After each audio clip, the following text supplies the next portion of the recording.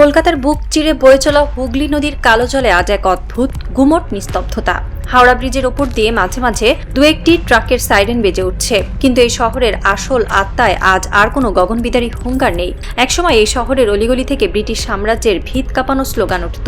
College স্ট্রিটের coffee হাউসের ধোঁয়ায় একদিন বিপ্লবের জন্ম হতো, কিন্তু আজ সেই কফি হাউসের টেবিলে বসে থাকা দাদাবাবুদের চোখে মুখে কোনো বিপ্লবের আগুন নেই। আছে কেবলই এক মেকি বুদ্ধিবৃত্তিক অহংকার আর সেফ সাইডে থাকার কাপুরুষোচিত হিসাব নিকাশ। যদি কোনোদিন ভারতের বুকে নয়াদিল্লির স্বৈরাচারী সিস্টেমের বিরুদ্ধে কোনো আসল রক্তক্ষয়ী গণ অভ্যুত্থান বা রেভলিউশন শুরু হয়, তবে একটি চরম এবং রূঢ় সত্য আপনি নিশ্চিতভাবে লিখে রাখতে পারেন।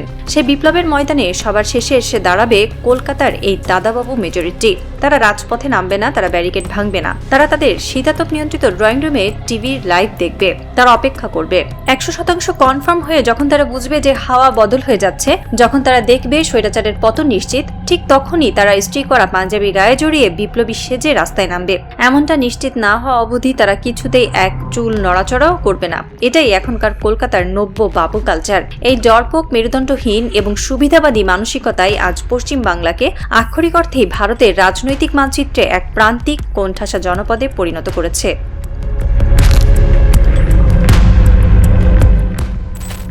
ইতিহাসের পাতা উল্টালে একজন মানুষের জীবন এবং তার অসম সাহসিকতা দেখে আজও পুরো বিশ্ব অবাক হয়। তার নাম সুভাষচন্দ্র বসু। নেতাজি সুভাষচন্দ্র বসুর জীবনী পড়লে যে কারো শিরায় শিরায় রক্ত টকবক করে ফুটতে বাধ্য। ব্রিটিশদের চোখে ধুলো দিয়ে রাতের অন্ধকারে ছদ্মবেশে দেশ ত্যাগ করা, সাবমেরিনে করে মহাসাগর পাড়ি দেওয়া এবং বিদেশের মাটিতে দাঁড়িয়ে আজাদ হিন্দ ফৌজ গঠন করে খোদ ব্রিটিশ সাম্রাজ্যের দিকে সরাসরি বন্দুক তাক করা এ কোনো সাধারণ মানুষের পক্ষে সম্ভব ছিল না।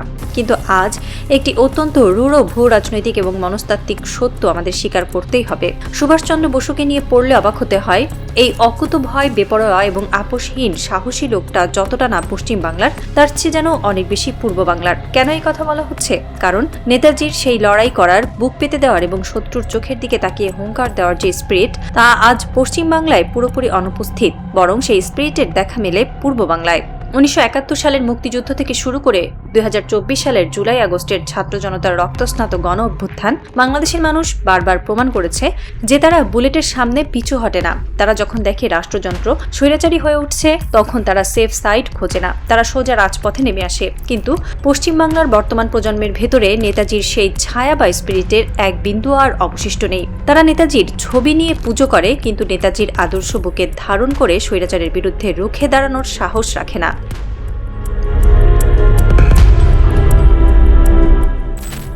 আজকের কলকাতার বাবু কালচারে নেতাজির ছায়া নেই। সেখানে বরং রায়দুর্লভ, জগৎ শেঠ, উমিচাঁদ আর মীর জাফরদের আনাগোনাই সবচেয়ে বেশি।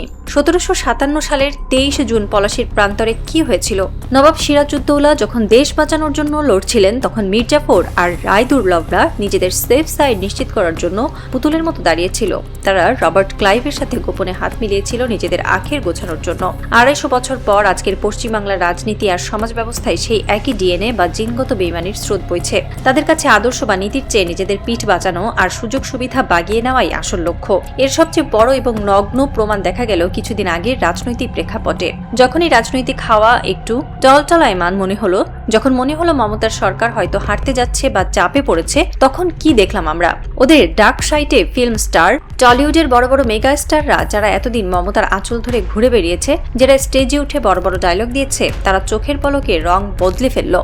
তারা শটান ইউটার্ন মারলো। কেউ কেউ নির্লজ্জের মতো ক্যামেরার সামনে এসে বলল, আমরা তো রাজনীতি করতে চাইনি, আমাদের বাধ্য করা হয়েছিল। কি অদ্ভুত এক সুবিধাবাদী চরিত্র! ক্ষমতা যখন আছে তখন তারা মধু খাবে, আর ক্ষমতা যখন ঝুঁকিতে তখন তারা ইঁদুরের মতো জাহাজ ছেড়ে পালাবে। এই যে রং বদলকারী মেরুদণ্ডহীন তারকারা, এরাই হলো আজকের আধুনিক যুগের জগৎ শেঠ আর মীর জাফররা। এরা বিপ্লব বোঝে না, এরা বোঝে শুধু কাঁচা টাকা আর ক্ষমতার উচ্ছিষ্ট।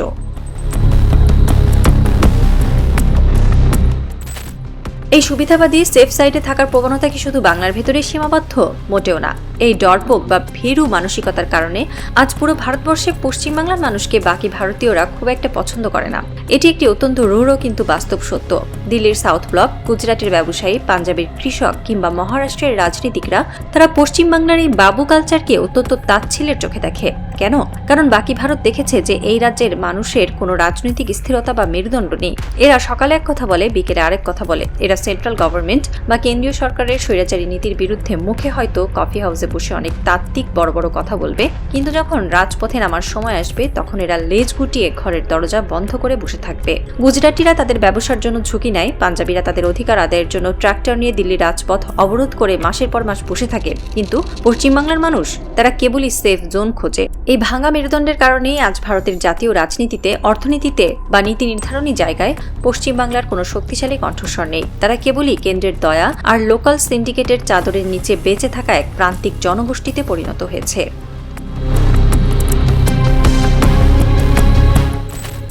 যদি ভারতের বুকে কোনোদিন সত্যিকারের গণ অভ্যুত্থান হয়, যদি তরুণ প্রজন্ম, কৃষকেরা এবং সাধারণ খেটে খাওয়া মানুষ দিল্লির স্বৈরাচারী কর্পোরেট দোষণকারী সরকারের বিরুদ্ধে এক হয়ে দাঁড়ায়, তখনই কলকাতার দাদাবাবুরা কি করবে? তারা হয়তো প্রথম দিকে এই আন্দোলনকে উগ্রবাদ বা বিশৃঙ্খলা বলে আখ্যা দেবে। তারা তাদের নিউজ চ্যানেলগুলোতে বসে এই আন্দোলনের খুঁত ধরবে। কিন্তু যেদিন তারা দেখবে যে দিল্লির তখ্ত সত্যি টলমল করছে, সেদিন তারা বুঝতে পারবে যে ক্ষমতার পালাবদল 100% কনফার্ম। সেদিনই তারা ভোল পাল্টে ফেলবে, আর তখন সবচেয়ে বড় ব্যানার নিয়ে রাস্তায় নেমে বলবে, আমরাও এই বিপ্লবের অংশ। কিন্তু ইতিহাস জানে, যারা শেষ মুহূর্তে বিজয়ীর নৌকায় ওঠে তারা কখনো বিপ্লবী হয় না, তারা হয় পরজীবী বা প্যারাসাইট।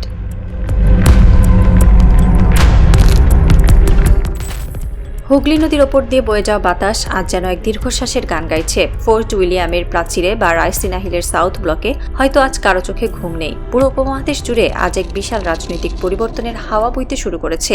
একটি রাজনৈতিক এবং মনস্তাত্ত্বিক ছিলার আজ তার সবচেয়ে চরম এবং শ্বাসরুদ্ধকর ক্লাইম্যাক্সে এসে দাঁড়িয়েছে। দাবার বোর্ডে চারপাশের রাষ্ট্রগুলো তাদের কিস্তিমাতের চাল চেলে দিয়েছে। ঢাকা প্রমাণ করেছে যে রক্ত দিয়ে কিভাবে স্বৈরাচারকে দেশ ছাড়া করতে হয়। কিন্তু কলকাতার বাবুরা হয়তো এখনো তাদের এসি রুমে বসে সেফ সাইডের অঙ্ক করছেন। তারা হয়তো ভাবছেন তারা এভাবেই যুগে যুগে হাওয়ার সাথে রং বদলে নিজেদের আখের গুছিয়ে নেবেন, কিন্তু তারা বুঝতে পারছেন না ইতিহাস বড় নির্মম। যে জাতির মেরুদণ্ড ভেঙে যায়, যে জাতি বিপ্লবের ময়দান ছেড়ে সুবিধাবাদের হিসাব কষে, সেই জাতিকে একসময় ডাস্টবিনের আবর্জনার মতোই ছুড়ে ফেলা হয়। সাসপেন্স এখন তুঙ্গে। ভারতের বুকে যদি সত্যিই কোনোদিন সেই মেগা সাইক্লোন আছড়ে পড়ে, তখন এই মির্জাফরদের কি পরিণতি হবে? তারা কি তখন কোনো নতুন প্রভুর বাঁচাটার সুযোগ পাবে, নাকি জাগ্রত জনতার ঘৃণা আর থুতুর বন্যায় তাদের এই মেকি আভিজাত্য চিরতরে ধুয়ে মুছে যাবে? অপেক্ষা কেবল সেই চূড়ান্ত বিস্ফোরণের। কারণ এই নতুন পৃথিবীতে কাপুরুষদের জন্য কোনো সিংহাসন বরাদ্দ নেই। ইতিহাস শুধু তাদেরই মনে রাখে যারা মৃত্যুর চোখে চোখ রেখে কথা বলতে পারে, হয় মুক্তি নয় মৃত্যু। আর সেই ইতিহাসে এই ভাঙা মেরুদণ্ডের বাবুদের জন্য অপেক্ষা করছে কেবলই এক অনন্ত অভিশপ্ত বিস্মৃতি।